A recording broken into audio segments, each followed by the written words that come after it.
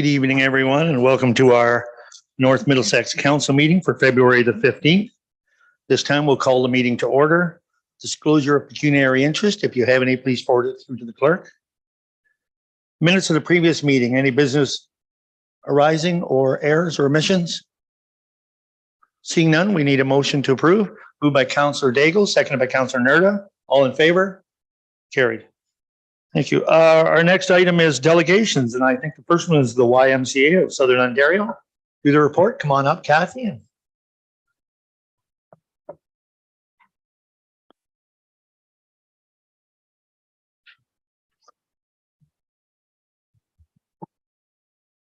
Good evening, Your Worship and councilmen and other people. I hope the day's been going well for you. For the new people on council that don't know who I am, my name is Kathy Wilmsey. I am the center manager here at the YMCA and have been the center manager, let's say 8 years now. This is our new regional manager. He has taken on the role towards the end of December. His name is Ash, and he provides me with a lot of support when needed. And anytime I have questions, he's always available to answer them. So I thought it would be great for him to come and have his face be seen and speak if he wanted to say anything. He'll also answer anything that I might not be able to answer tonight if there is any questions following our report. But it's Ash. Yeah, nice to meet you all. Thank you for having me. And yeah, I'm looking forward to maybe some questions after this presentation from Kathy. So at any time throughout our presentation, don't hesitate to raise a hand and ask a question. Sometimes as I'm speaking, it's easier to address the concern or the question at that time. But I'll go ahead and start. I'll just point to Natalie as she moves on to slide 2 there. So I just wanted to kind of give a quick snapshot of what 2022 looked like in number format. So as of the end of December 31st, our membership numbers were 386. I do have the current number as of yesterday, which is 479. So again, I wanted to kind of just keep 2022 in one year presentation for. We also raised over $16,000 through donations. Some of that is Smile Cookie money. Some of that is donations that were given to us by businesses and organizations as well. So that money all goes towards our community support program, what used to be called Strong Kids, which is how I would have addressed it in previous conversations. So anytime that financial assistance is needed, that is the money that goes towards financial assistance for programming, for camps, for memberships. In 2022, we had a great number of participants for summer camps. 454 kids were in summer camp, and we offered summer camp, 9 weeks of summer camps here in Park Hill and 8 weeks of summer camp in Elsie Craig. So it was a great number of kids that we were able to provide care for. We introduced a new membership model, which is a tier level, which is great for people looking for what works for them and their families. Instead of kind of one general membership, now we can kind of gear it to what works for them and then price to what works for them as well with the different tiers. So I'm very fortunate with my staff. I have a great team of people that work with me and provide all the programming that happens in the community. So we had in 2022, we had an employee engagement survey go out to our staff, and we came back with an 82% level of all of the staff. And currently I have, when this would have been addressed at the time, I believe there was 18 or 19 staff that at that time is what we had. So I'm really happy with the staff and the programming and work well with them. So I'm very fortunate to have them with me. And then every year we do I shouldn't say every year, every couple of years, is it, Ash, the member employee engagement survey? So we've always been very high in our numbers. So we're pretty happy with 89% of member satisfaction. And we also have a platform, it's called Listen 360, which is feedback that we get right away from people. So members reply through an email and share feedback, whether it's positive or negative, and then we can address it right then and there instead of letting it kind of fester with the members.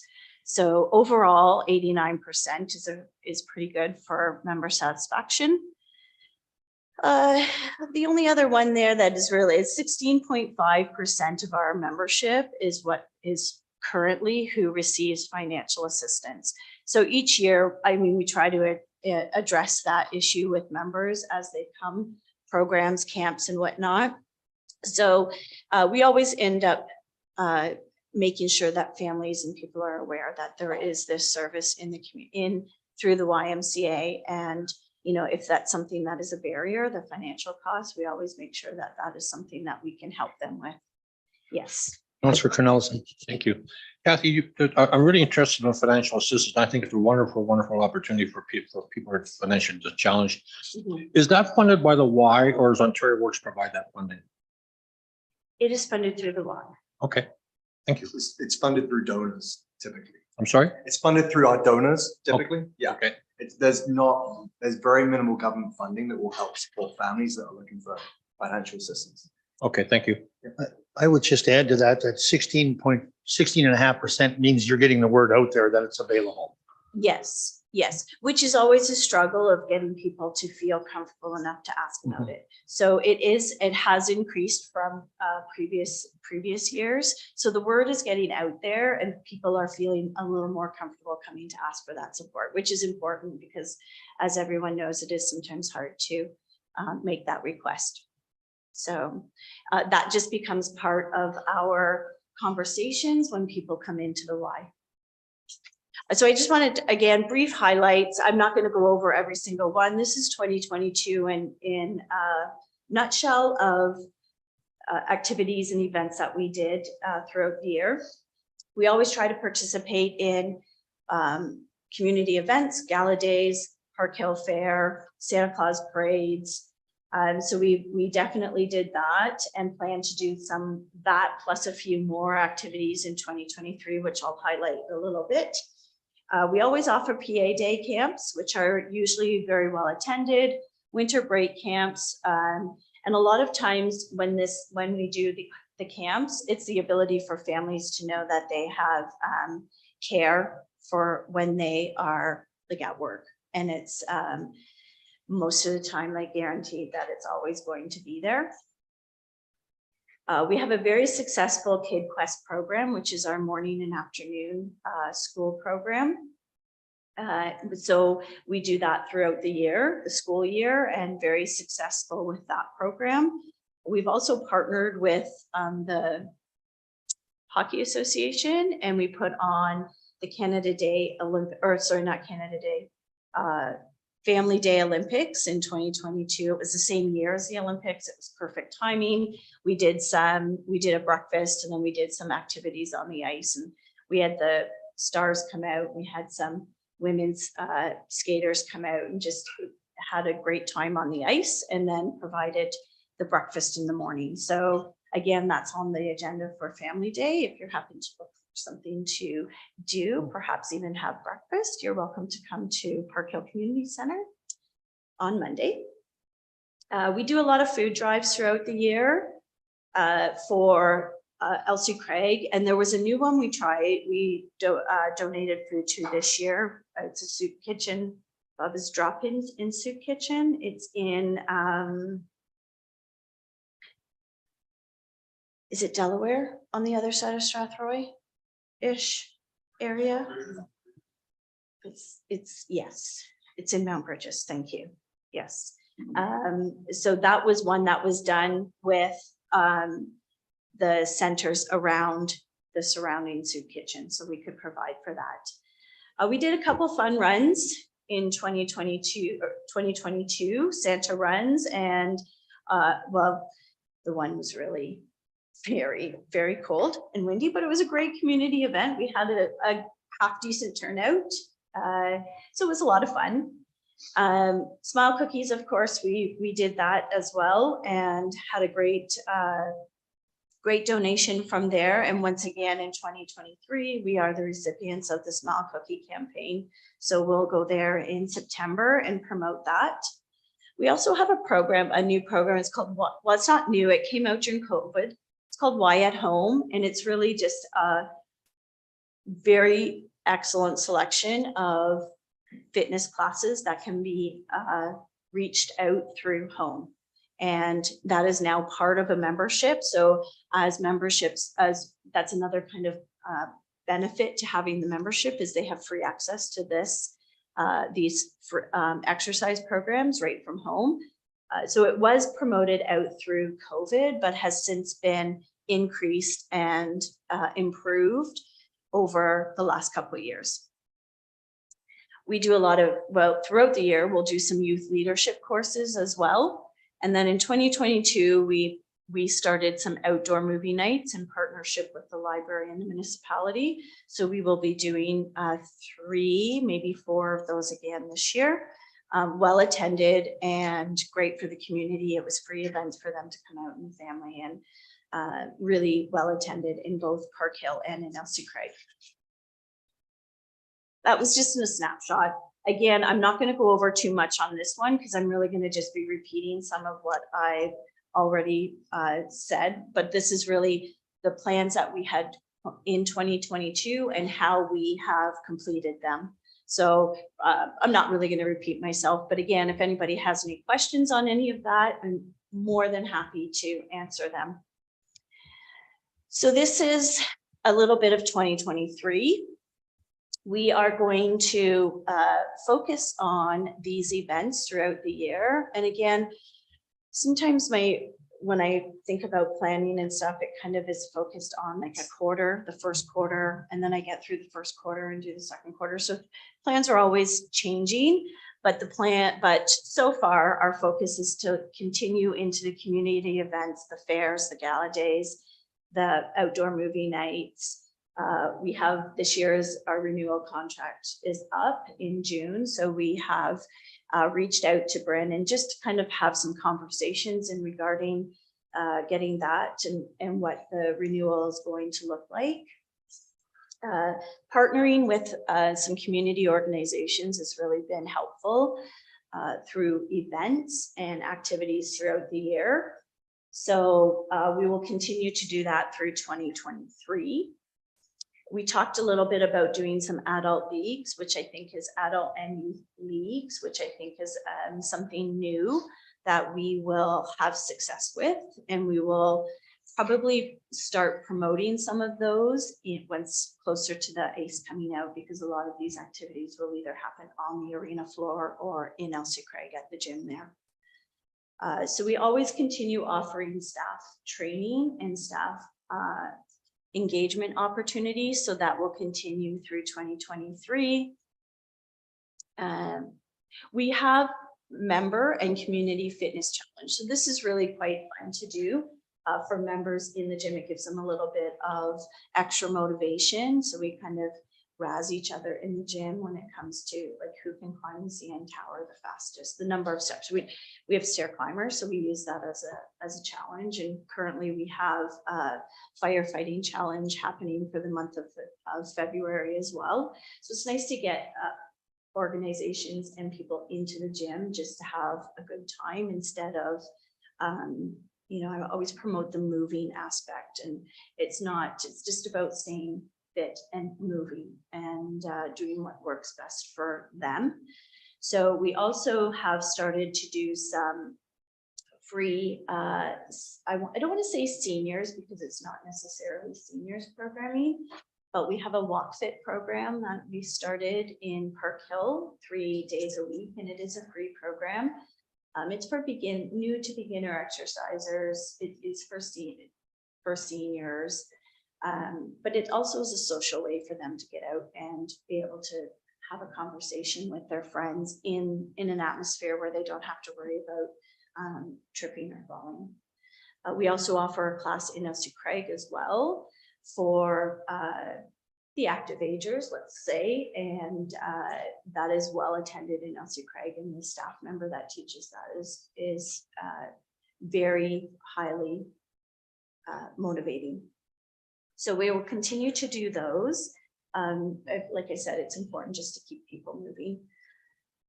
Let's see. We do have an increase in camp numbers for 2023.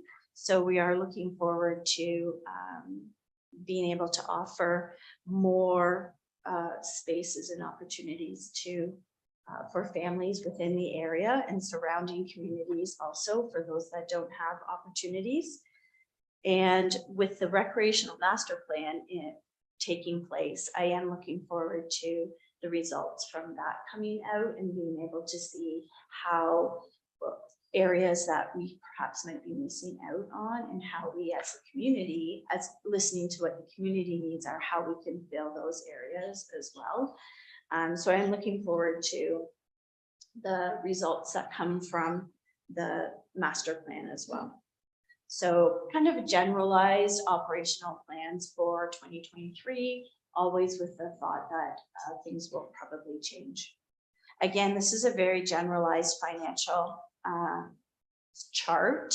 I did not fill in the municipal management fee. Actually, in the 84,000 is the management fee is not correct for 2023. There is that 1% increase each year that is in the contract for renewal. So the management fee, I believe, is close to 52,000-ish in 2023. And I believe, if I'm off by a whole lot there, Brandon or Estelle will be able to tell me if that is any different. But the management fee is fairly close to that. That is correct. Our last renewal was 1% and it's right around 52.5, I believe. Yeah, so we've always had that 1% fee increase, and then we'll see what happens in discussions for when we start to do the renewal discussion. I put this in just to allow for perhaps new councilmen to figure or to see what the management fee supports. So that management fee that you pay goes to all of these areas that help support both myself in marketing, financing, quality control, risk. So all of that goes towards all of those areas that provide the support for me when running the facility here, and offer a lot of the background stuff that comes up. This is just we always like to talk about a Y story. I'm not going to read the Y story. This is a local family that comes to the Y. And, but again, it's very nice to hear how the Y impacts people in the community. Taylor and Daryl were nice enough to provide us with this story. And to just know that there's many other opportunities in the community that that the Y supports. This was just one that I chose. So you can read it at your own leisure. I believe that's all. So this is just, again, I always like to post if you are on social media, which is a platform that I use quite frequently, either Facebook or Instagram. I'm always posting pictures of activities, programs happening, because it's important for families to see what's going on. And if it's youth programs, you know, they always like to see what's happening in the programs, and the kids and the people are always, well, I'll say 95% positive in letting me take their pictures. They always know if they see me with a camera that their picture is eventually going to show up on a social media platform at some point. So, but other than that, that is the end of our presentation. If you have any questions at any time, you know, you're welcome to ask tonight, or at any time, you're more than welcome to pop in. I'm always open to having discussions about issues or something that you might think of. All right, questions from council? Councillor Irwin. Yeah, through you, your worship. Thank you very much for the presentation. And this is for either Kathy or Ash. On slide 2, you show, and partially as a new counselor, 386 members as of the end of December. But did you say in your presentation that you currently have 479? Yes, as of yesterday, the number was 470. So I'm curious what attribute to that significant boost in Well, 6 weeks?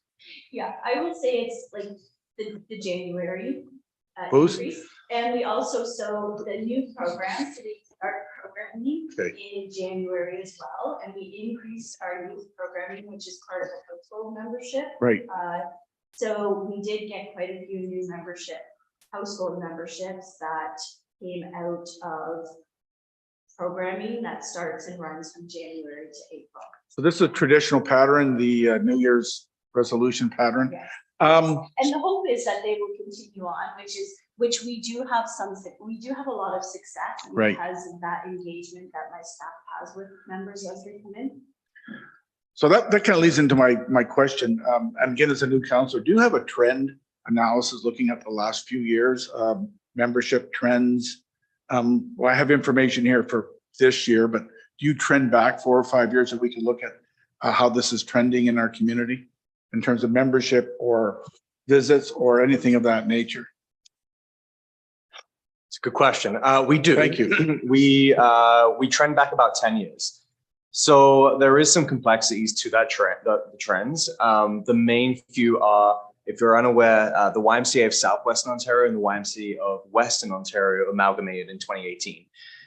At that point, the data that we received from the YMCA of Southwestern Ontario at that time, which would have included the Park Hill branch, was quite frankly not as solid as we would have liked to have hung our hat on. So the data we have for Park Hill, for example, goes back to 2018. You then throw into the mix a pandemic and a change of membership model. We are using this year as a baseline. To put that into some context, February the 4th of this year was the first full year we've had in operation since 2019. So there's a lot of things that we need to kind of use this year for going forward. I'll highlight 2 other things just on that page that I don't think Kathy mentioned. You should have, because 89% member satisfaction is the highest in our association out of 16 sites. And also staff satisfaction at 82% is also the highest in our association out of 16 sites. So Kathy's doing an incredible job, both with the staff and the members, to keep them engaged and obviously happy and retained. Okay, a follow-up on that?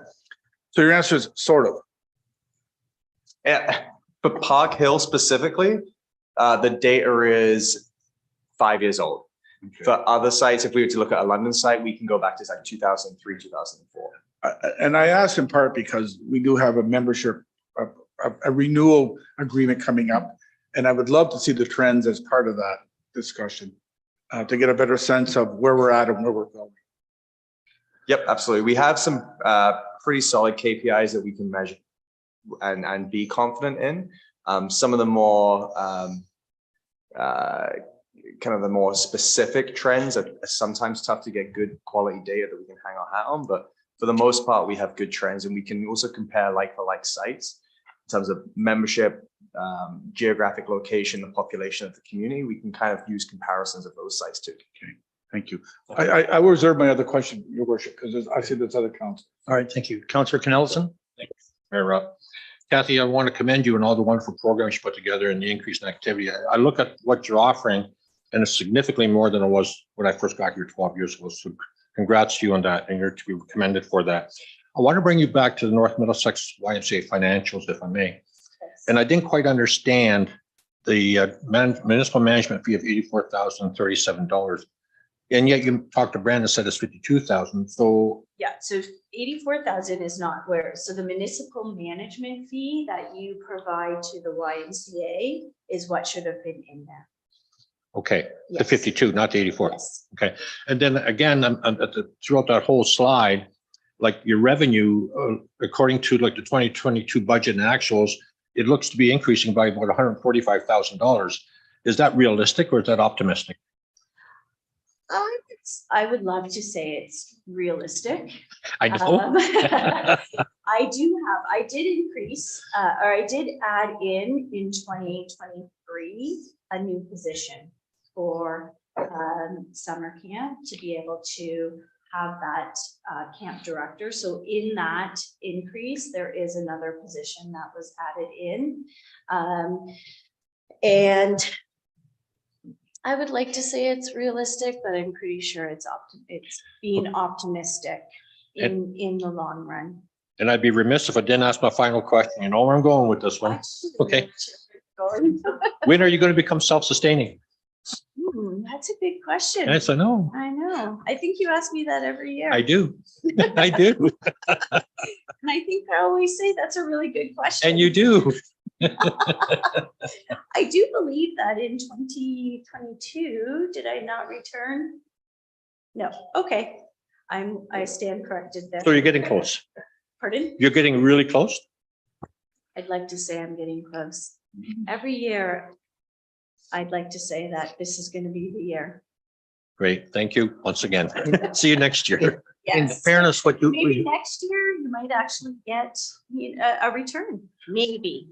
in fairness, you've added programs each year. Yes, yes. That's a I return to the continue community. Yes, I continue to add programming in both communities and increase in camp, and really wherever I can find some space to offer programming is. Yeah. Questions? No questions this side? Councillor Irwin? Just one more, and again, it goes back to slide 2. And I'm really interested in how your financial assistance program works. What is the income cutoff? What do people have to do to qualify for the program? For sure. So we have a financial grid, I'll say, that we use as a guideline for offering financial assistance. So I'll kind of give an example. If Greg came to me and said, Kathy, I really want to become a member, I don't need to know what he financially makes. Really, it's none of my business. So we have a conversation in regards to, I present the information of what our memberships cost. And then I really kind of allow them to make a choice to say, I could say the membership is $22 a month. What is it that you feel you can financially afford without making it a barrier to coming? Because really, if I make it to the point where he says he still can't afford it, but that's what my grid has told me, he's not going to come back. So I'd rather, if that's where he wants to be in the gym or bring his family, I'd rather make it to a point where he can afford it, and then they're coming in and getting the activity that they need. Okay. Any other questions from council? I did have one about the Y overall. Do they run any daycare facilities? Does the Y run daycare facilities? Yes. I don't mean like your after school program, but I mean like Yes. year-round They daycare do facilities? They do have licensed childcare centers. Okay. Yes, the closest one to here is in Lucan. And that one was added on as part of a renovation to the arena. And then we have a completely different childcare department that handles and deals with licensed childcare facilities. Okay. And you usually work with municipalities or the town or city or whatever with those, or? So first of all, we have 80 across Southwest Ontario. And that is always growing because obviously there's a need. The question in regards to the relationship with municipalities, I don't have a number. I'll say that it does happen, whether that's the majority of the time or it's kind of a few in more rural areas. That's something we can definitely get numbers for you from our childcare department. I think that would be an interesting conversation to have with this municipality to see if there's some options or some opportunities there as well. So Definitely a need for it. yes. And in Elks Craig, there's no facility. In Park Hill, we're fortunate to have one facility, but we do need more. So any other questions from council? No other questions. Thank you very much for your presentation. Okay, thanks. Have a great night, everyone. You too. All right, our next item is, we have Aqua joining us. It's Susan, Renee, Rod, and Cindy. I don't know who's all coming up. All right. Good evening.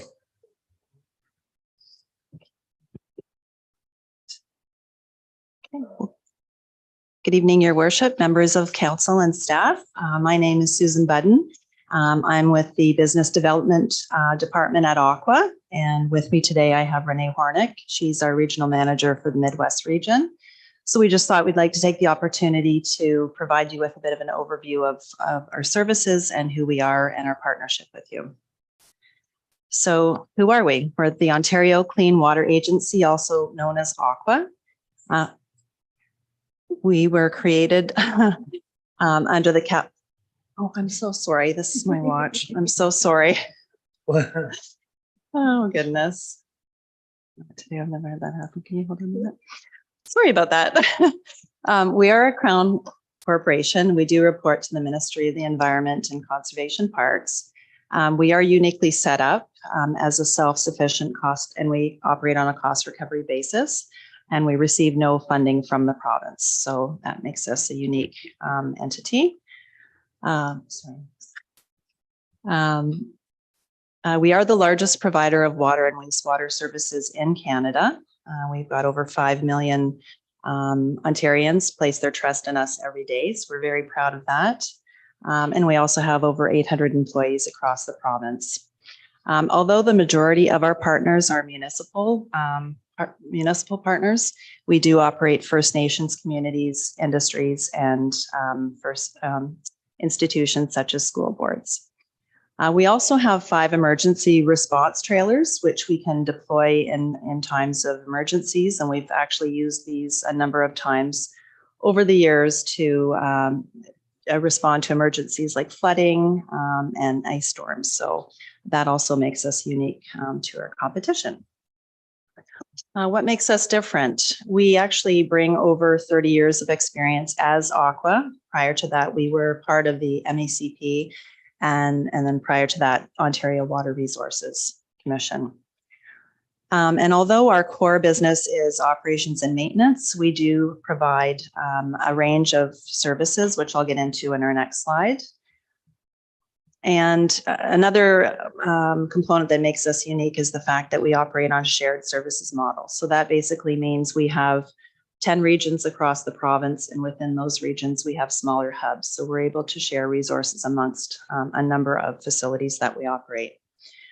And as the largest, that also allows us to procure in bulk. So items such as insurance, fleet, chemicals, we're able to pass those savings on to our clients. All equity stays within the province, unlike a number of our competitors. And we are also very proud to live in the communities that we work and operate. So as I mentioned, we are more than just operations and maintenance. We've actually had a lot of success in assisting our municipal partners with government funding programs. So we're always looking at ways to work with agencies to secure funding for capital upgrades. We've also assisted with asset management and planning. We have a team that's dedicated to energy and process optimization. I believe Indra Maharjan was here at the last meeting, and we're looking at ways to repurpose the Park Hill Lagoon. We've also done a lagoon capacity study, and we've worked closely with Jaden on that as well. So we're happy to have these departments to provide additional support. In addition, we have a conveyance services team that runs out of our Midwest region and headed by Renee as well. And lastly, we have financial and capital planning departments. So we're currently working on a number of long-term capital plans for a number of our clients. So what does this mean for you? As your operating authority, we assume the risk of operating your facilities. So that provides peace of mind to you. And because we are deemed essential services, that means there's never a labor disruption. So continuity of operation. I mentioned previously, we do have the full team backing us, so we can bring them in to troubleshoot, to look at ways to optimize, save energy, things of that nature. And we feel communication is a really important key to a good partnership. So we do have regular communication with Jayden through quarterly meetings. In terms of the agreement that we have with you, it's a 10-year term. It's considered a cost plus agreement, which basically means we provide a budgetary estimate, and then each quarter we provide an update on that, which Rod will be doing later on this evening. I mentioned we do provide quarterly reports, which he'll be touching on as well. We also look at ways in which to optimize, like I mentioned, and we're also providing a 6-year capital rolling plan for major maintenance items. So those are things you'll be seeing probably in October, and we update that on a regular basis. And then, of course, there's approval for any non-emergency type of work. In terms of the facilities that we operate, you'll see they're all listed on the screen. I won't go through each one of them. We're hoping that when the warmer weather comes, we can maybe take you for a tour of some of these facilities, and you'll get to see them if you haven't already. And now I'm going to hand the presentation over to Renee for the next part. Good evening. So I'd just like to speak on a few programs that Aqua provides within the Midwest region. One of them that's very close to my heart is the One Water education program. This targets the grade 8 students, and we go around, local staff will go around to the classrooms and do a One Water program, which entails I Don't Flush program, as well as Where Your Water Comes From. And it helps to teach the students how to treat their water properly. And then they bring that home to their parents and their families. And the feedback that we've had from this is absolutely phenomenal. I just love this program. It's one of my favorites. So it's being upgraded right now, and we're hoping to reach out to the student or the classrooms in the near future and get this program going again. And we'll be reaching out to all the teachers. And then the second slide just shows a couple of the classrooms that we've done. It's actually interactive, and the students get to participate, so that keeps them involved with the program. And it's very interesting. And also for community engagement, we always like to involve ourselves within the community. We attend some of the local parades throughout the year, and we also have a on tap unit that is a refillable water bottle station. So if you ever have any events within the municipality, we'd be more than happy to come out and set up this on tap, and it's just available for people to fill their water bottles, and it's just to reduce plastics and bottled water. Then a little bit about our team. You probably see a lot of these folks around the neighborhoods in their Aqua vehicles. First of all, we have Craig Scott. He's our team lead for Municipality of North Middlesex, and he's got 28 years of experience within the water and wastewater industry. As well, Dean Dewar, he's a senior operator. He's been around for 22 years, so both of them have a lot of experience. We also have Matthew Laprise, and he's one of our newer employees. He's been with us for about a year now. We also have Devin McGlynn. He's one of our newer employees as well. We also, not shown here, is we have a process and compliance technician, and she's been with Aqua for over 20 years now, so she has a lot of experience as well. She's there to support the team with process and compliance, health and safety issues.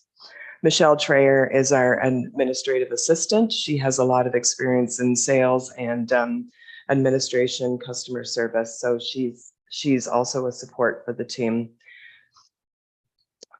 And then within the region, this is the regional support that we have to offer Rod and the operations group. So me as the regional hub manager, Rod, everybody's very familiar with Rod, I'm sure.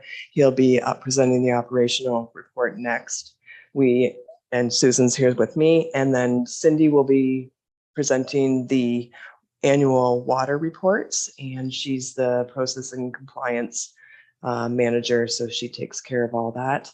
And then we also have Dylan Felder, and she supports the whole region and the managers and helps out with where needed. So at this point, without going into too much detail, I just wanted to thank you to allow us to present tonight. And you're always welcome to reach out to us at any time through Jaden. And we'd be happy to answer any questions at this point. Otherwise, we'll proceed with our operations report. Questions from council? Councilman Cornelison? Thank you, Mayor Rob. Yes, my question is, you made reference to our long-serving staff who live locally, okay? And they've been there for 28 years and 22 years respectively. So my concern is that at some point in time, they're going to retire and enjoy life, right? What's your succession planning? And when you do succession planning, you're recruiting, because these guys live in our community, is that a prerequisite to provide services in our community? Because so often they're called out in the middle of the night. That's a very good question. And you're right. They are called out in the middle of the night, and they have to be readily available to respond to after hours calls at any time. So we do try to hire local, and typically they know they're on call when they're hired, and that is one of the prerequisites, that they have to be able to respond within a certain time frame. So as for succession planning, we are currently in the process of posting for another operator for North Middlesex to help with that, knowing that there are people that are moving on to retirement, and our workforce, just as many other workforces, are experiencing shortage in staff and difficulties finding qualified staff. So we're very fortunate to have the qualified staff that we do have, and hopefully that will continue. Aqua's very big on ensuring succession management, and we stay on top of that. And we have co-op programs. We have all the colleges. We meet with the colleges. So we do stay on top of ensuring that we have succession planned. Well, pleased to hear that, but you did identify you're currently recruiting right now for a position in North Middlesex. Yes. Are there local applicants, or can I ask that question? No, it's not to replace anybody. It's No. just an additional staff because Yes. of all the ongoing work. But yes. Sorry, what- did I didn't answer your question? My question was, is there an interest from local applicants? Yes, there is interest from local applicants. We have received local. Yes. Please hear that. Thank you. All right, any other questions? I would, you mentioned about on-call. The question I would have is it just this group that it rotates the on-call, or is it a larger group that it gets rotated to? So it's for North Middlesex, it is just this group Okay. that rotates through. But like Susan had mentioned, if there was ever an emergency situation, we do have others that we can call on. And that is part of the Midwest region. One of the benefits of having Aqua, we'd have others to call on in an emergency situation. But it is just on Yes. call. There's always from the local group. Okay, Correct. perfect. Thank you. Any other questions from council? Seeing none, thank you very much for that part of your presentation.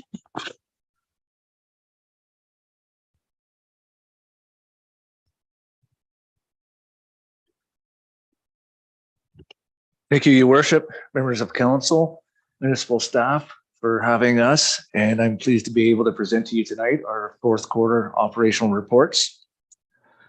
For our new council members, I welcome you, and I look forward to working with you as well. And I know municipal staff is working on scheduling a wastewater facilities tours within our next couple of months. So we'll be able to catch up and talk about our operations.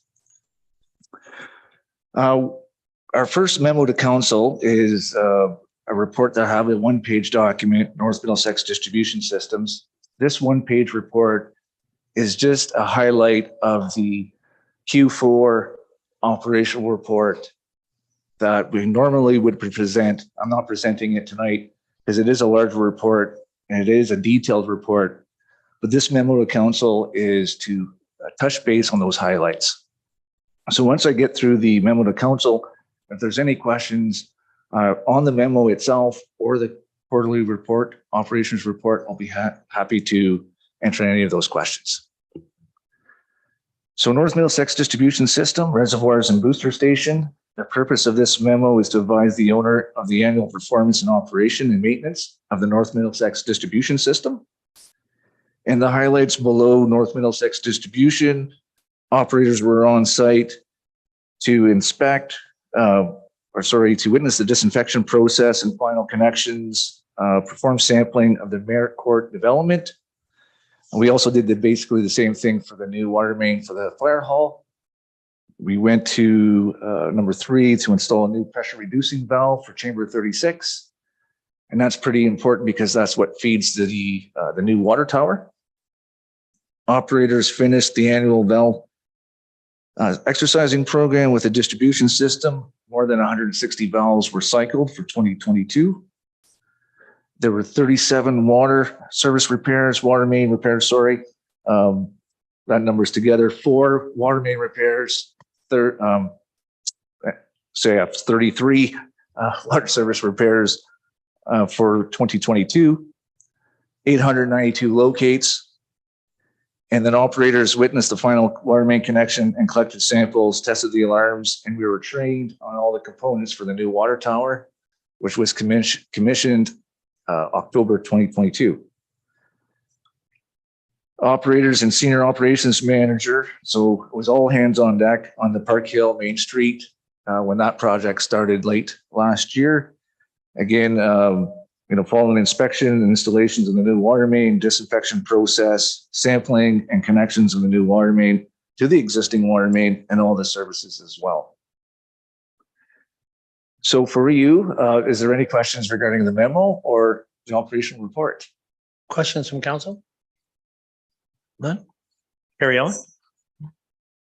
So Elsie Craig and Park Hill Lagoon performance or memo to council. This, again, this is to advise the owner of the annual performance and the operation. And the highlights of air design to replace relays on the HVAC system. We installed a new motor for a back digester. We had an electrician in to, again, do some investigating time relays on our control panel for our auger bar screen. We repaired the auger, we replaced that. We also did some work on our pump railings for the return activated sludge system that we have. They were badly corroded just at its end of life. Operators changed the batteries out in the verbatim, so we did that. There was also some UPS work. It's probably not listed. For operators, Aqua's electrician was on site to with the removal, repair, and installation of aeration blower 2. And our electrician was on site to install a new solenoid on our grit vortex water supply line in the Headworks building. And we replaced the communication switch as well. So I just highlighted these items because it's a prelude to our budget, our draft budget that we have.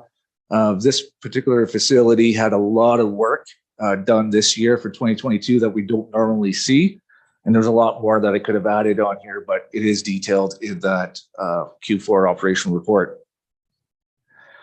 Then we had representatives from IPEX and Aqua's innovation group. This is the mechanical aerator. And for our new counselors, what this is, it's basically an aerator that has an impeller that rotates without power. And the concept of that is to generate air so that our blowers don't consume as much hydro. So this is a pilot project that was already funded, and it was installed in July, has to run for about 9 months. And then we're going to collect the information. So the hydro, we've got power monitoring equipment on that.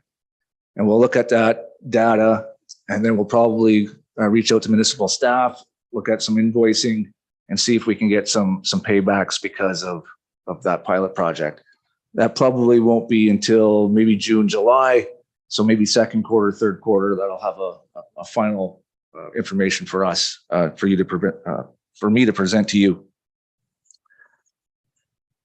When it comes to the Park Hill Lagoon system, our spring total suspended solids average was 29.2 milligrams per liter, which actually exceeded the guideline of 25. So this compliance value is based on an average value, an annual value.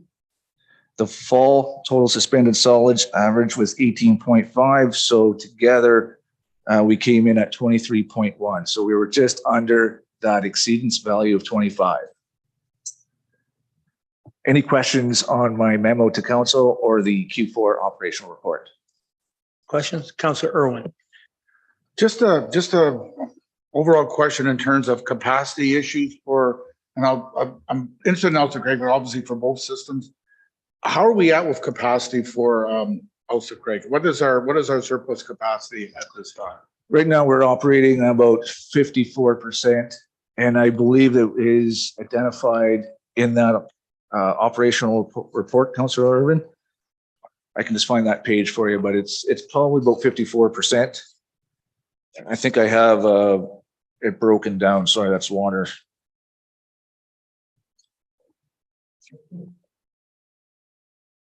Oh. Yeah, 54.3%. So the ECA is rated for 1,200 cubic meters. So we're just over a little over at 600 right now. That's for Elsie Craig. Park Hill Lagoon, again, we're averaging about little over 600 cubic meters. Our rated capacity of Park Hill Lagoon is 1,054 cubic meters. So our capacity, same idea at 60%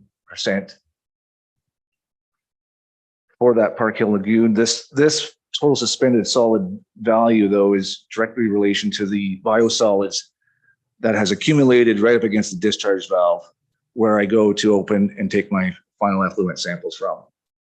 So we did have Wessex come in this year or 2022 to remove some biosolids late in the year. Did help.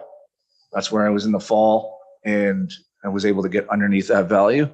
This year, I'm probably going to reach out to municipal staff, particularly our roads department, see if we can, I wouldn't say remove, but relocate biosolids that's up against that discharge chamber. See if I can get us away from that discharge chamber so that when I go to discharge final effluent, chances are I'm hoping I can stay away from exceeding total suspended solids. But those exact numbers are in that report for you.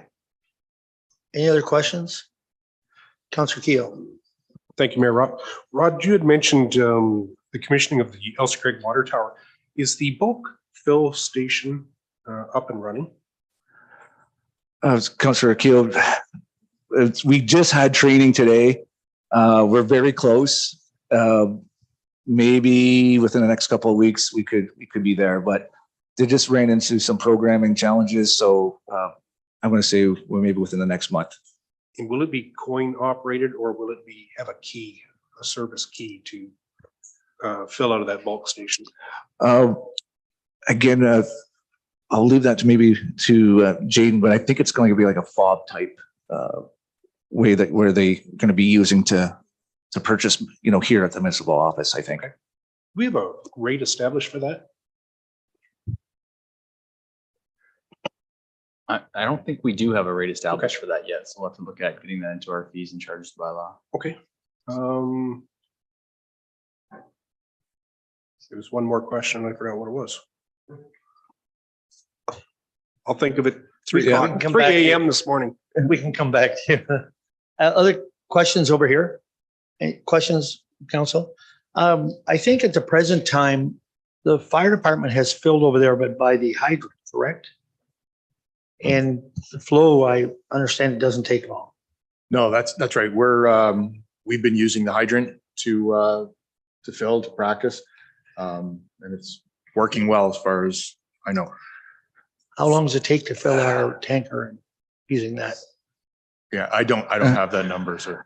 Okay. Through your worship, yeah, that water tower, that particular fire hydrant is right off a 12-inch water main. Right. So you just got the tower and a hydrant, so there should be no issues with him filling up. Yeah, I did hear an amount of time, and it was like, don't go for a smoke or anything because you're going to overflow. Okay. No, I did hear it's very short. Councillor Keogh. I thought of it. Has the SCADA upgrade been completed at the Elsa Craig sewage plant? There was a SCADA upgrade. We are still working on it. So I actually just had another meeting today We're looking at probably March, some of the installation, some of the outpost panels and conduit is going to be installed in the month of March.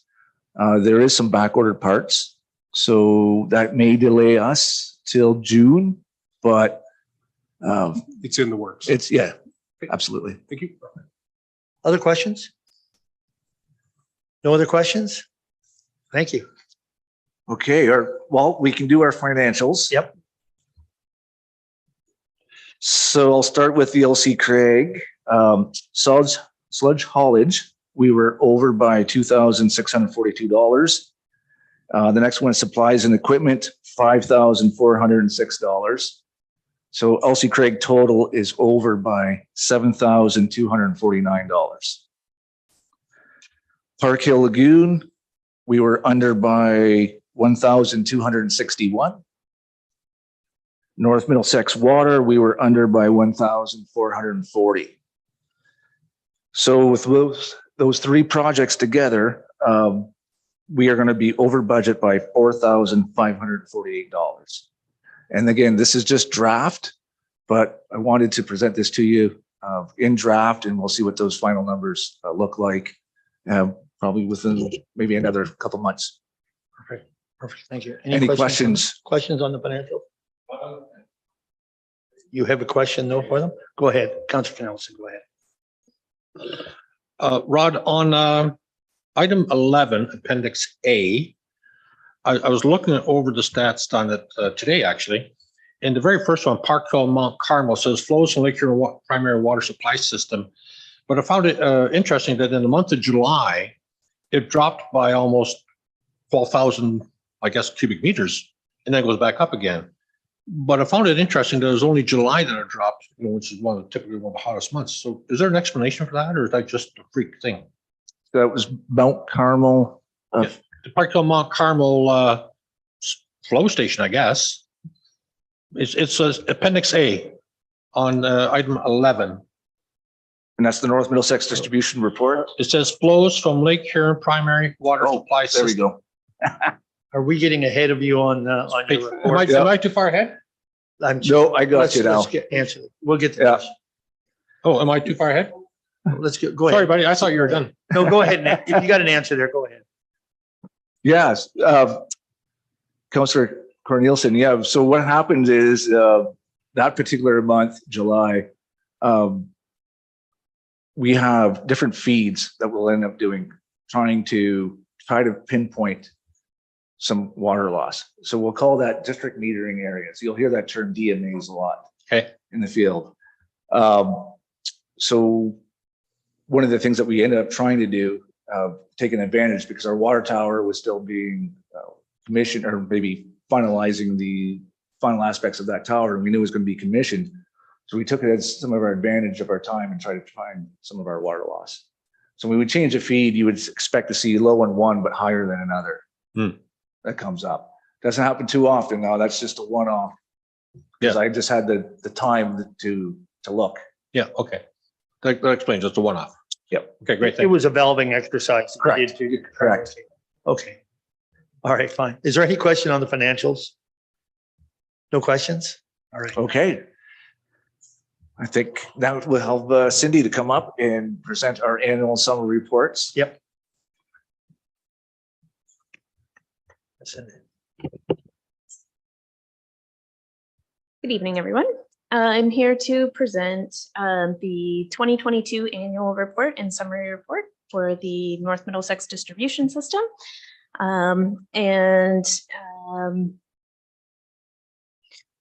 Go over to highlight some of the major points of the reports. So both of these reports are required by OREG 170 and requires the reports to be made available to anyone who requests a copy for the Section 11 annual report.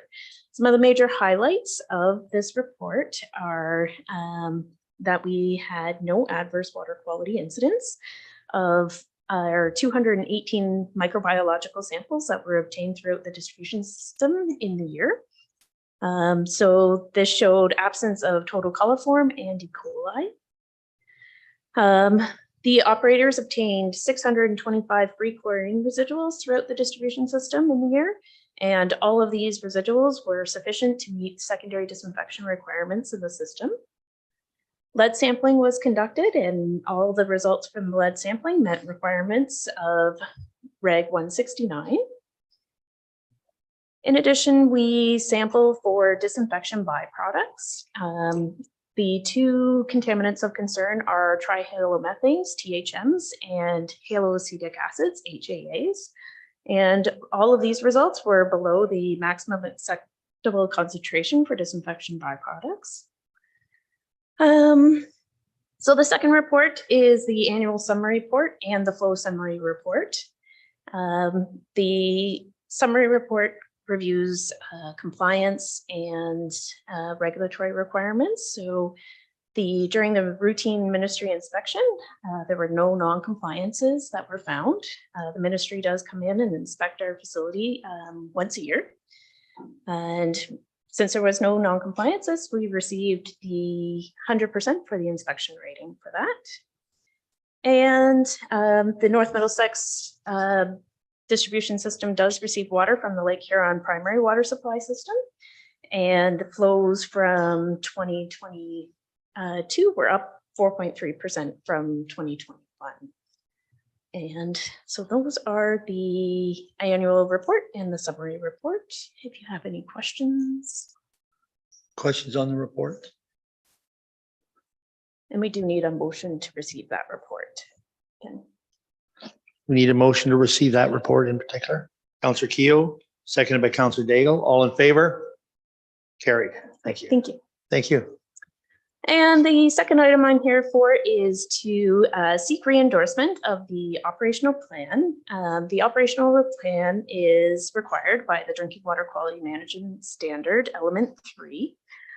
The operational plan documents our quality and management system for the drinking water system. It sets out our framework to support the overall goal of Aqua and North Middlesex to provide safe, cost-effective drinking water. Aqua, we are responsible for developing, implementing, and maintaining and continually improving upon our quality management system within our operational plan. And we do need re-endorsement of the plan because the system description in element 6 was changed to significantly add reliance to your drinking water system. So whenever there is a change in your system, we do need to have re-endorsement of the operational plan. So Rod and I have signed off on the endorsement as the operating authority, and we do seek your endorsement of the operational plan whenever it's convenient for you guys to do so. Okay, is there any questions on that? Seeing no questions, do we need a motion on that as well? We don't require. Counselor a Irwin, motion. go ahead. Now, you said in future, you don't need it this evening? We don't need it this evening. Okay, that's what I was- Yeah, Because we it's can do that. 92 pages long. Yes, it is. And I'm wondering, to you, your worship, if this is your standard plan, if you do an executive summary with highlight changes as part of a plan of this complexity for local councils to review. Sure. So you want a Cole's notes? Yep. No, I'm requesting an executive summary, your worship. Okay. All right. Yes, I could supply that for the next. All right. All right. Any other questions, comments on it? Seeing none?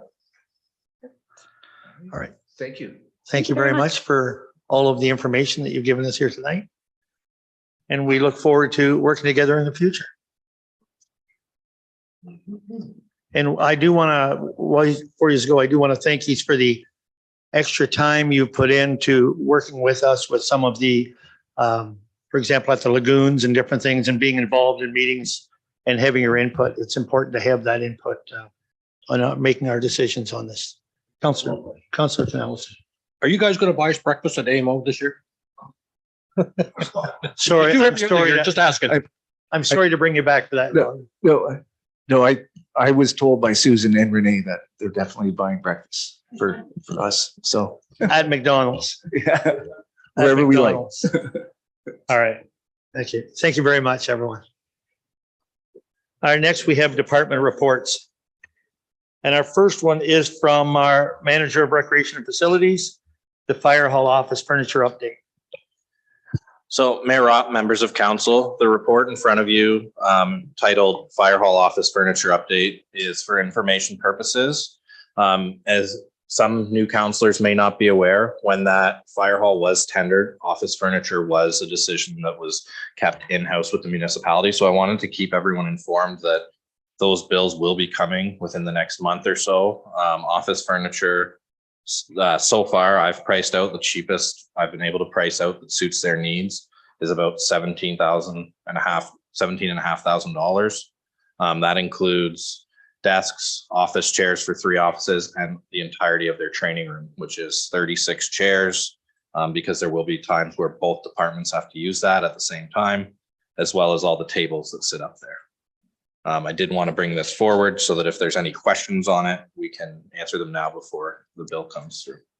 Brandon, just before I go to council, does that include like in the kitchenette, like the microwave and a fridge? Does that include that? So we are in discussions with them right now because apparently the dryer, washing machine, fridge, and microwave are also part of something that's outside the contract. We're still trying to figure out exactly what was left out. I wasn't involved at the front end of this process. Okay. So for me, I've been learning along the way. But yeah, that I'm hoping that there's enough in that 20,000 to cover that if needed as well. All right, thank you. Other questions from council? Councillor Keel. Thank you, Mayor Rob. Are we committed to supply any furnishings for EMS? No, EMS will be, they've already sourced their own. I'm talking to the company that they use to see if we can jump on with their order to split freight and stuff, but I do believe that their furniture is significantly more expensive than we're willing to spend on this. So, Okay, thank you. Any other questions? No other questions? We have a recommendation in front of us. What's your wish? Moved by Councillor Daigle, seconded by Councillor Nerda. All in favor? Carried. Thank you. Next is passing of accounts. Thank you, Your Worship. The report in front of you outlines the municipality's expenses for the period of January 26th to February 9th, totaling $1,080,112.02. At the last regular council meeting, I presented the report in a different manner, outlining all of the questions that I had received beforehand, so that all of council would be on the same page. I would gladly do so this time around, but I did not get any questions. So I will now open the floor to questions. Questions from council. Questions from council. Councillor Canellis. I would have sent my question in earlier, but this one came on the website today. It wasn't on this morning. It came on later on this afternoon. I would have gladly submitted my question. The payables report? The accounts was not on. Well, it didn't stop. So what's your question? So my question is, Okay. and I don't know if you can answer it, or Jayden or Greg, I don't know, but it's the weather tracker on the first page for $3,489 is, I just don't know what the weather tracker is. Is that for the road department? What is that? Anybody Jayden? know? You go ahead. So the purpose of the weather tracker is, I think we have a requirement to monitor weather on a regular basis for our public works crew. That's I believe that's every day of the year. We have to monitor that and record that. And the previous system was to literally write it down on paper and store it in binders. And this is a system, a digitized system that we're using for that now. So that's what I believe that's what the weather tracker item is. Okay, thank you. If I may add, Your Worship, Go ahead. this additional expense was brought to council during budget presentation. It was discussed at that time where, like Jayden just said, the current process is to go to the weathernetwork.com and print and keep it in the binder. This will do all the tracking for our public works operators. Yep. All right, other questions on the accounts? Our clerk, Richard, go ahead. Sorry, I just want to extend my regret to council about where that attachment was located. It was on the passing of accounts, but it was in the title. I moved it today. After Jayden pointed it out to me. Where is it? I said, well, it's there. Well, it wasn't where it was attached to an item 6.1. So my apologies. Okay. Any other questions on the accounts? Seeing none, we have a recommendation to receive this for information. Councillor Keough, Deputy Mayor Hodgins, all in favor? Carried. Thank you. Committee reports, Lake Huron Primary. Any report there? Nothing at this time. ABCA? Okay. Blue Water Recycling. Just the information that I had forwarded to all council members, and it was just more for information. Okay, thank you. Economic Development. Tomorrow night. Local School Advisory. Nothing. Recreation Committee. Okay. Policy Review, we're meeting next Thursday, I believe it is. Councillor Keough? Will the rate for the water tower be in there for the bulk fill station on policy, or will that come into something else? Go ahead. Through you, your worship, we can definitely work on it and try to get it there at the policy committee next week. I'm just trying to be proactive for Yep, this. absolutely. Thank you. Okay. Anything else on the Policy Committee? Fire Committee? Okay. Budget Committee didn't exist this year. Community Development Fund Committee. We're meeting. What's the date of our meeting for that? It hasn't been set. We actually, the clerk and I discussed that this morning. We will do a review of the applications that have been brought in next week, and we will contact the committee to get together with a date at that time. Okay. All right. Thank you. Aqua Advisory. There's nothing on that, I don't think. Okay. Correspondence. City of Brantford via rail cancellations in southwestern Ontario. Receive and file. Councillor Irwin. Your worship, can we support this this letter from the city of Brantford? I think it's fairly important. Are you making that a motion? I will do so. Okay, looking for a seconder. Councillor Cornelison, any comments on it? Conversation? No? In favor? Carried. All right, thank you. Thank you card from Sacred Heart School. County of Huron Cannabis Act. Receive and consider, receive and file. Receive and file. Community Policing Committee agenda for February 7th and minutes for December 6th. Just for information, receive and file.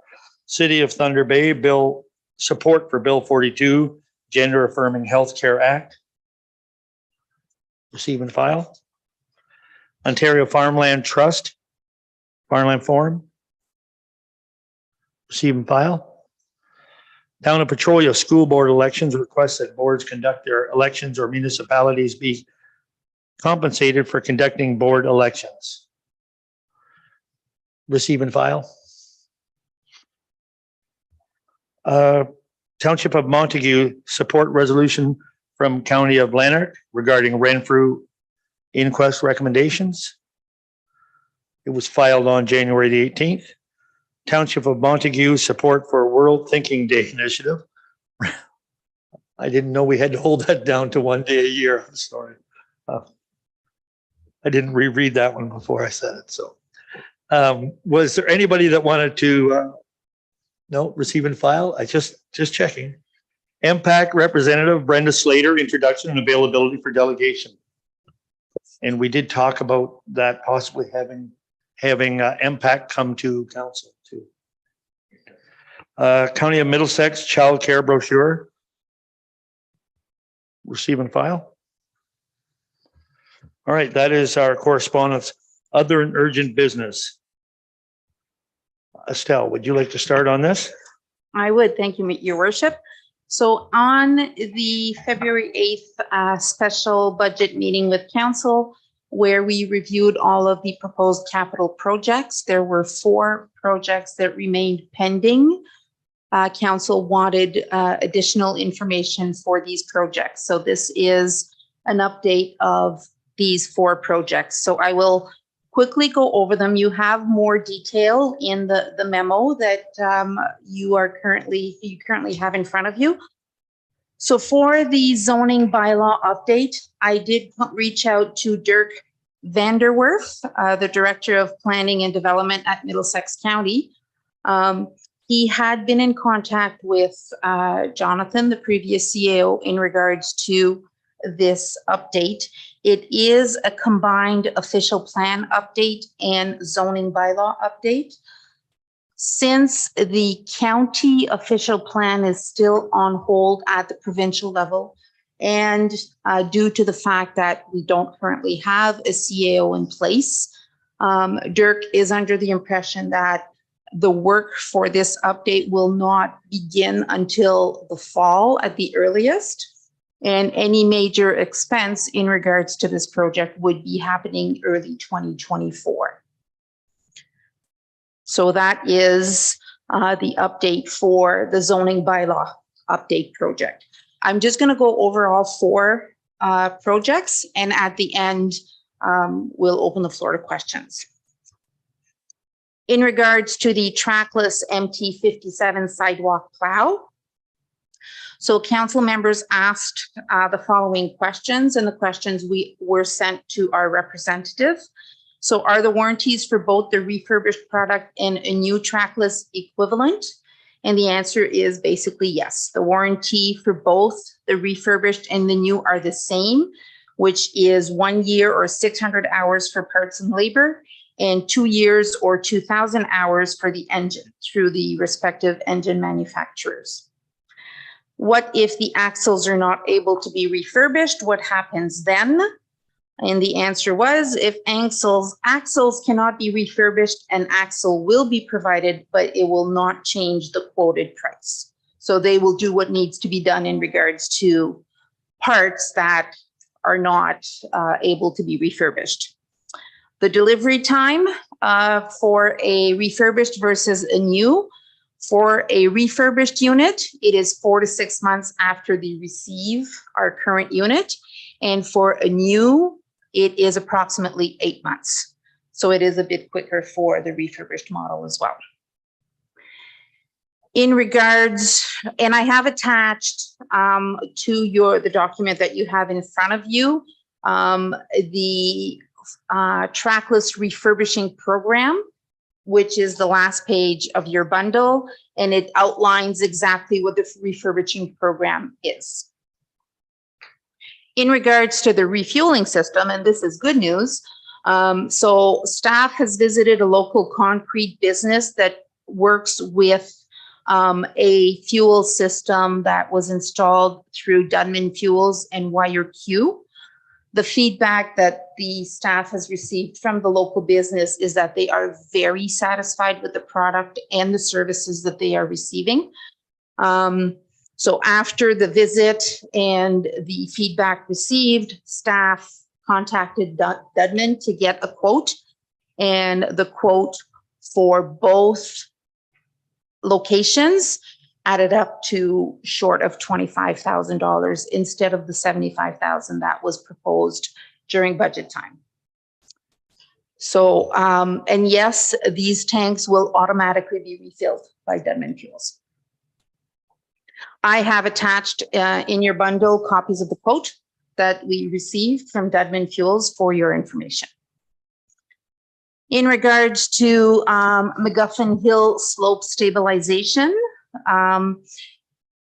the purpose of this project is to stabilize a steep, unstable slope on the north side of McGuffin Hills, approximately 500 meters east of Godkin Road.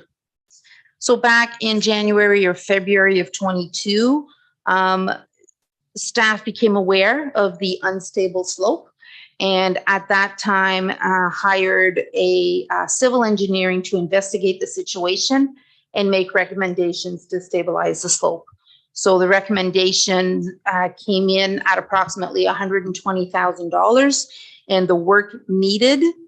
So the scope of the work would be clear brushing, strip water course bank and channel, install 26 meters of 1,200 millimeter culvert, key in slope and import fill to reduce the slope, install 87 meters of 3-cable guide rail, and the restoration.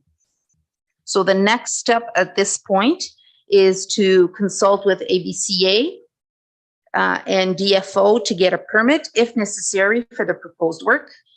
Re-engage the same civil engineer to finalize the construction plans, and then tender the project for possible construction crews to do the work. So the tendering is anticipated to go out in April, end of April, and the work to be completed by the end of September. So that is the details for the McGuffin Hill Slope Stabilization Project. And additionally, at the budget meeting, staff was asked to review whether or not 2 projects could be funded through our Community Vibrancy Fund, which is the steel roof on the pavilion at the Lurie Ball Diamond and the Ball Diamond Dugout. And yes, those 2 projects do qualify to be funded through the Vibrancy Fund. And if it is council's wish to do so, it can be funded through the Vibrancy Fund. Open the floor to questions. Questions from council? Councillor Keo. Thank you, Mayor Rob. Estelle, ABCA and DFO, what is DFO? Anybody know? I'll take that one. It's the Department of Fisheries and Oceans. Thank you. So there's a water course there, so we may need to consult them. Thanks. Other questions? Councillor Canellison. Thank you, Mayor Rob. I don't know if I should be asking Vance, or maybe Jaden can answer that question. I'm not sure. I noticed here we're going to tender out the McGuffin Hills project, but do we not have the equipment and the personnel to do that ourselves? We could look at that. There's an element of risk there. It is a pretty steep slope and a not very simple scope of work. I would recommend tendering this out just due to the nature of the work and the risk involved with that work. It may require some specialized equipment that we don't have. We do have an excavator, but yeah, it's not really ideal or typical operational work that we do. Okay. So just to clarify to that point, though, you're saying with the equipment we have, it isn't a safe project for us to. That's correct. Okay. Yeah. Okay, thank you. Other questions, council? Councillor Irwin. I don't have my budget binder with me. Did we put a dollar amount down for the McGuffin Hill Slope in the draft budget we reviewed last week? Through your worship, yes, we did put the 120,000 down. Yes. I believe it was 130,000. Oh, was it I thought so. 130? Yeah. Thank you. Other questions? No other questions at this time? All right, so you want to start over? At this point, yes, I would like to follow the same process that we followed last week. It's been a long week, and have the mayor outline or speak to each of the projects and get council members to vote on whether or not we proceed with these capital projects. Okay, just on number 1, the zoning bylaw, I will say that I talked with Dirk Vanderwerf today, and this timeframe, the same type of timeframes on it. So he stayed consistent with that. So I will ask zoning bylaw update on that project. Council, any questions on that? What is your wish in favor of doing that project? Oh, you do have a question? I do have a question, actually. Like with those, can we still put in, what was the thing you talked about? Community design, you know? Urban design guidelines. Urban design guidelines. Can we still do that without the changes?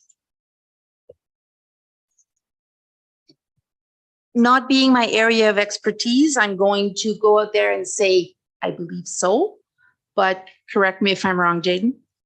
Yeah, the urban design guidelines would be independent from the zoning. Okay, is that a process that we can do internally, or? Yeah, we would be leading that process and consulting with the county planning staff. So how long would it take to do that? The urban design guidelines? Hard to put a date to it. The better part of a year, I would say, or like we want to even scope it out and understand what it is we want to do, get someone on board. So I'd say it'd be a several month to a year. Okay, thank you. Does the county official plan have an impact on doing that process? No, I think Okay. the urban design guidelines are separate and distinct from Okay. the other. Thank you, because I know there's a delay on that approval in the province. That's why I asked. Okay. So what is your wish on that? In favor, I'll ask in favor of number one, the zoning bylaw update of it being included. So this is in favor of putting it into the budget or not, okay? In favor. I'd like to see it I'm in favor of it. Okay, we have a seconder. It would be starting later in the year. Go ahead. I can add to that. The project would be slated and approved in 2023, but it will carry over to 2024. So you would not be seeing this in the budget for 24 because it would have been approved in 2023. In accounting terms, it would be whipped to 2024, which stands for work in progress. You're voting motion in favor. A seconder. Counselor Keel, in favor. Carried. Thank you. And number two, the trackless MT 57 sidewalk plow. And that is to whether to have it refurbished. In favor. Or pardon me, you're making the motion, Counselor Keel? And seconded by Deputy Mayor Hodgins. All in favor? A discussion, certainly. Thank you. Before we vote on it, I think the difference was roughly what, $20,000 or $30,000 for a new one versus a refurbished one?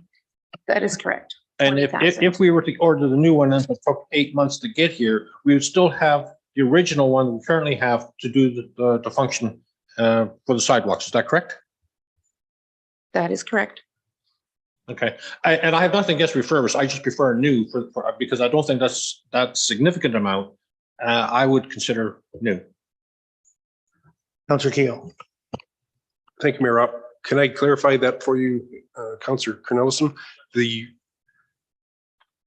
My understanding from Vance is the leaning toward the refurbished one is one, it doesn't have the new emissions control systems on it that are can be expensive to repair, especially when can be a salt laden vehicle.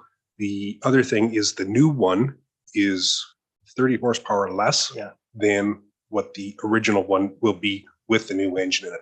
So that was the tendency to lean toward refurbishing the old one.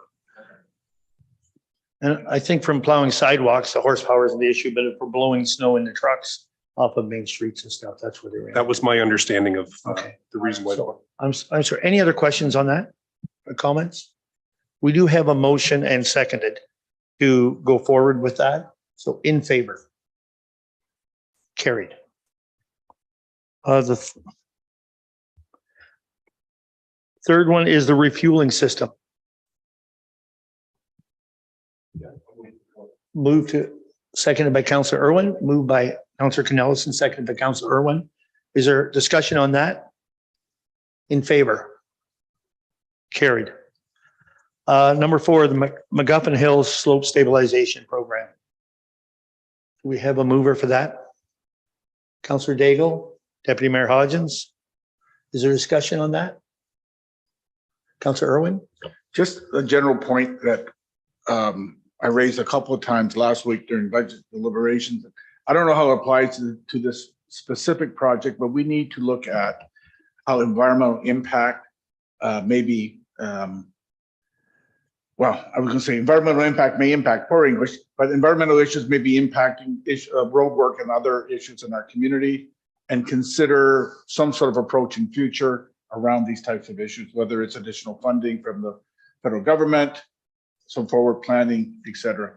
I know that this slope potentially would have destabilized without environmental issues, but I still think it gives us something to think about in the future. Okay, thank you. Any other comments on this project? We do have a mover and a seconder in favor. Carried. And then the last one is the steel roof on the pavilion and at the Lurie Ball Diamond. And that's plus, what was the other part of that? Your worship. Oh, steel roof on the pavilion. That's right. It is for two capital projects that have already been approved by council. It was just the funding issue, whether it was going to be tax funded or if they qualified for community vibrancy fund funding. Okay. And they were. So the question to council tonight is the funding, would you like it to remain tax funded, or are we utilizing the vibrancy reserve in order to pay for these two projects? How much is in the vibrancy reserve approximately? I believe at this point, there's about $900,000.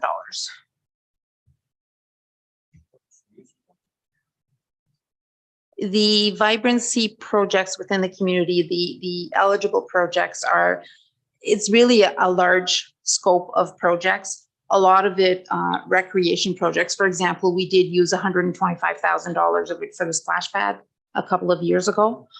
So there is a large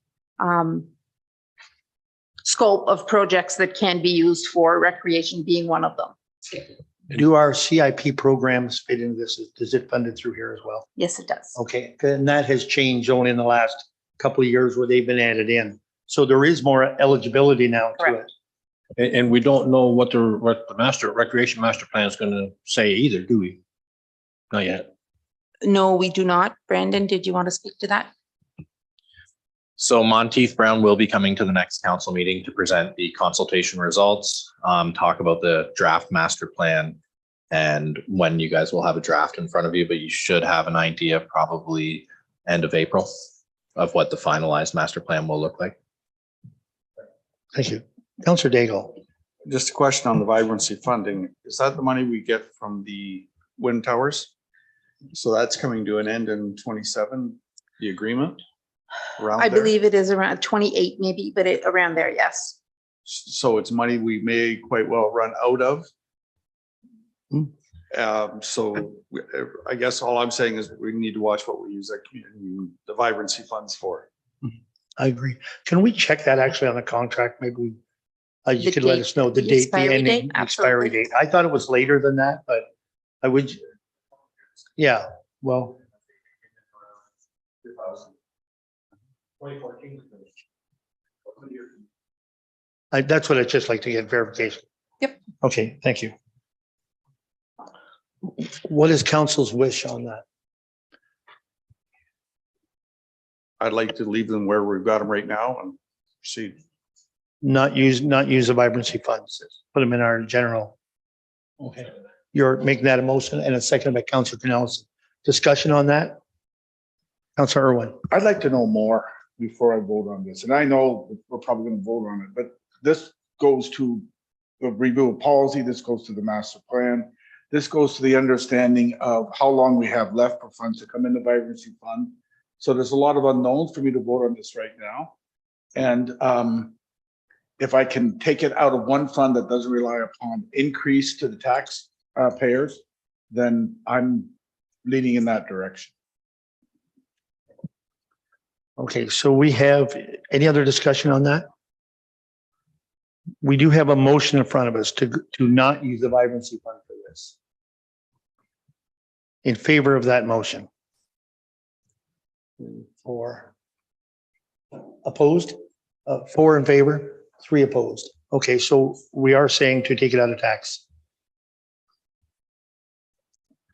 But Brandon, just to clarify that, you're not going to go forward in this until that master plan is done. Is that correct? The roof will be done, and the master plan will not provide immediate recommendations to surplus something this year. It will Okay. say until the service level is met, which they, for instance, let's say, moving forward in Elsa Craig, you should be acquiring land for 2 ball diamonds, so that you may decommission this one because it fits outside the boundary. If that's the recommendation, you would wait until that. So it still is a project that needs to be done because it has met its failure point. It's not really involving, it doesn't really affect these projects. No, Okay. it doesn't. So. Okay, thank you. And I think that's it for those Other business? Any other business? Here. Go ahead. If I- Priscilla. I pulled up the agreement Oh, with perfect. Thank Bornish. you. The agreement started in 2013 and it is for 20 years. So it 33. goes until 2033. Okay. Mayor Rob, next on the agenda, which is something I've been considering, is the deferred items. And some of them been deferred for an extended period of time. Are we ever going to address any of these deferred items?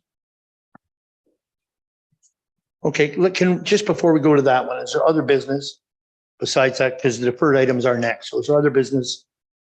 Any other business? No? Oh, Councillor Daigle. I just wanted to let council know that I received a phone call in the last, since our last meeting from an interested ratepayer who actually watched our YouTube performance and was saying he felt strongly that we should have gone with a larger increase in our water rates.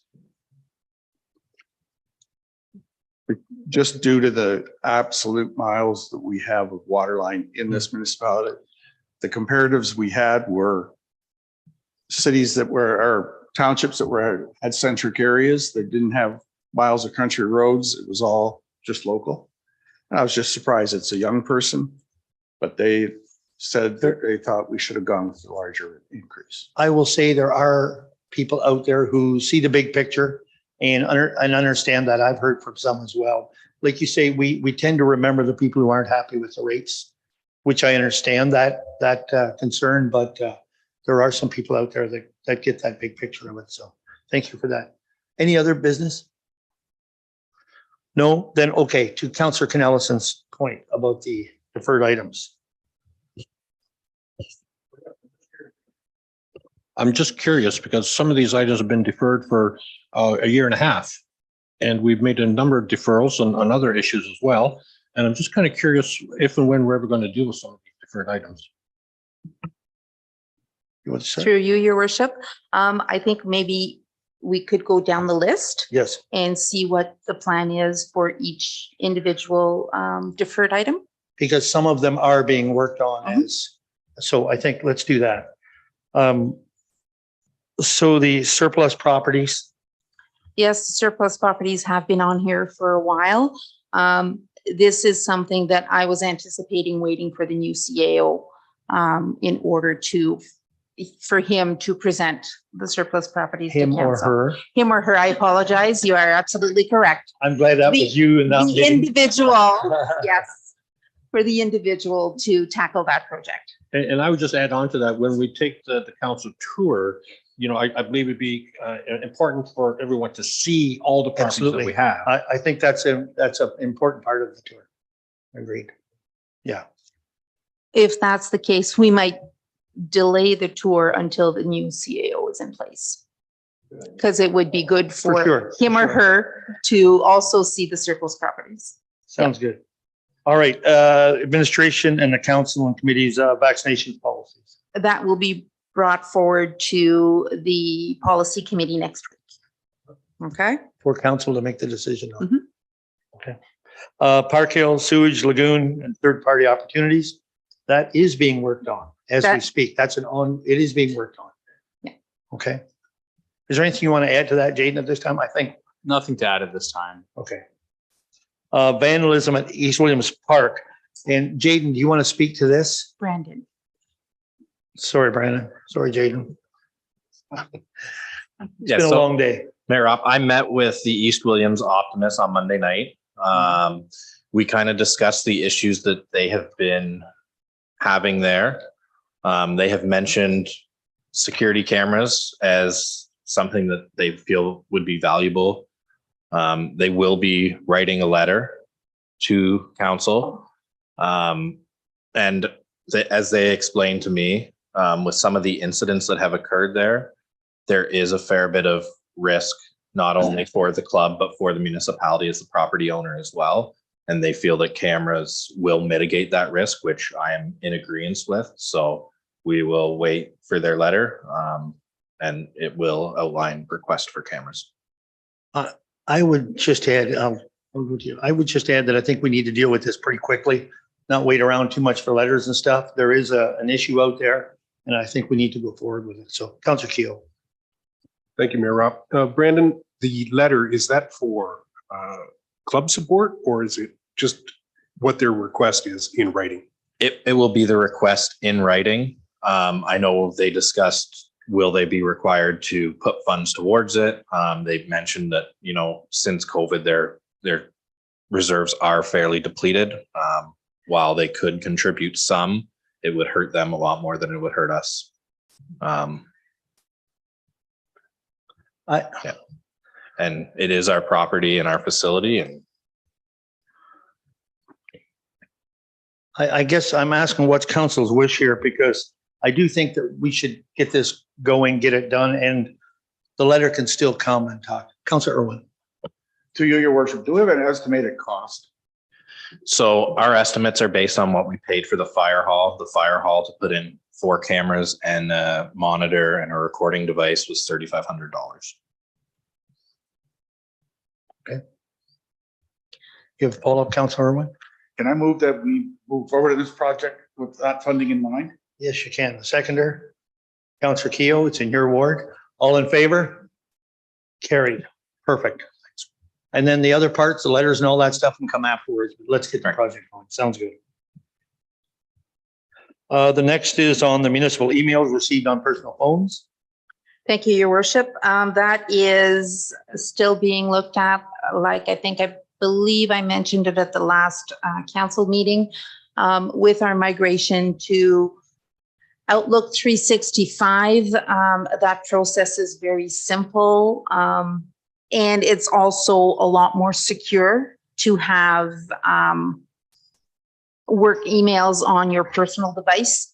So this will be, because we do have a cell phone policy, it will be brought to the policy committee next week. And following the recommendation of the committee, I will strongly recommend that we move forward with that. So we are still waiting to bring it to policy committee. Okay. And once it's approved, it takes minutes to put it on your phone. It's very, very quick. And then the last one was the urban design guidelines, which we already touched on. Okay, communication, including county council. We had a council meeting yesterday. There wasn't much at the meeting that directly impacted North Middlesex. However, there was in the closed session, so I can't give details to it, but we did have insurance come out, and the person who does the road guidelines for the insurance company, Brian, I'm sorry, I don't have his last name in front of me right now, but I think we should invite him to North Middlesex. He did mention that they would come and do a presentation along with Tony Meso, and ask him to come because it's a very good presentation to road guidelines, intersection guidelines, and all those things. I would like to see when Tony comes to have that happen. Councillor Knellson. Yes, Mayor Rob. Has the county approved their budget? We're working on it. It's not approved. Okay, I thought it was done yesterday. No, it's so the budget is all this week and into next week. But yeah, so it hasn't gone to council yet. I will say it's a tough budget. I will say that. Councillor Irwin. Now, would the road guidelines give us guidance on when we should consider 3 or 4-way stops, stoplights, et cetera, as well? Yes, they do. It's a good presentation. It's a good presentation. I will contact our insurance provider and see if we can set up that presentation. Okay. Perfect. I think that's the biggest takeaway from, we also met, we had in the morning, that was a visioning session that we had, and that was on road safety, road design, that type of thing. We had 2 members of the OPP at it and the chief from Strathroy Policing, as well as the 2 from insurance. So because it was in a closed session, I can't, but it was a very good session on road regulations and safety and that type of stuff. So, but I think we could very much have them come, the insurance company come. It's a good presentation. So, is there any other questions? Seeing none at the time, a reading of the bylaws. Thank you, your worship. We have 11 bylaws on the agenda for tonight, and they are 016 through 026, 2023. All 3 readings are recommended for all bylaws. It's 016 of 2023, amended assessment schedule for actual cost, Campbell Drain. 017 of 2023, amend schedule for actual cost, Watson Drain. 018 of 2023, amend assessment schedule for actual cost, Custerman's A, E, and F Drain. 019 of 2023, amend assessment schedule for actual cost, DeWar Thompson Drain. 020 of 2023, amend assessment schedule for actual cost, Turner Eagleson C, D, G, I, and J Drain. 021 of 2023, amend assessment schedule for actual cost, Van Massenhoven Drain. 022 of 2023, amend assessment schedule for actual cost, Dixon A, B, and C Drain. 023 of 2023, borrowing of money. 024 of 2023, erect stop signs at Dare Drive. 025 2023, council remuneration and expenses for members of council and local boards. And finally, 026 of 2023, council proceedings for tonight's meeting. First and second reading, Counselor Daigle, Counselor Nerda, all in favor? Carried. Third and final, Deputy Mayor Hodgins. Two guys asleep. Counselor Keough, all in favor? Carried. Last move to adjourn, Counselor Keough, Counselor Nerda.